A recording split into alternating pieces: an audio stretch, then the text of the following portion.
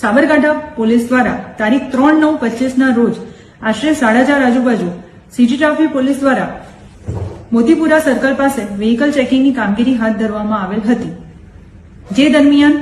કાળા કાચવાળી police sticker લગાડેલી એક Alto ગાડીને પોલીસ દ્વારા ઉભી રાખેલ, જેમાં હાજર વાહન ચાલકે પોતે સ્ટાફ હોવાનું અને ગાડી પોલીસવાળાનું હોવાનું જણાવેલ. ઉપસ્થિત પોલીસ દ્વારા કાયદો તમામ માટે સમાન હોવાની તેને સમજ કરે, જ્યારે પોતે આર્મીમાં હોવાનું તેણે જણાવેલ, પરંતુ તેની પાસે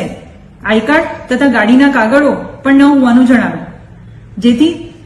તેણે પોતાને જવા દેવા બાબતે અને મેમો નહીં ભરવા બાબતે પોલીસ સાથે સતત 11 મિનિટ સુધી દલીલ કરે,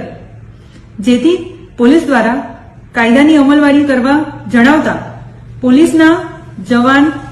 હિતેન્દ્રસિંહ પરમાર સાથે ઝપાઝપી થતા ત્યાં હાજર પોલીસ દ્વારા તેના વિરુદ્ધ પોલીસ સ્ટેશન લઈ જઈ કાયદેસરની કાર્યવાહી કરવામાં આવે,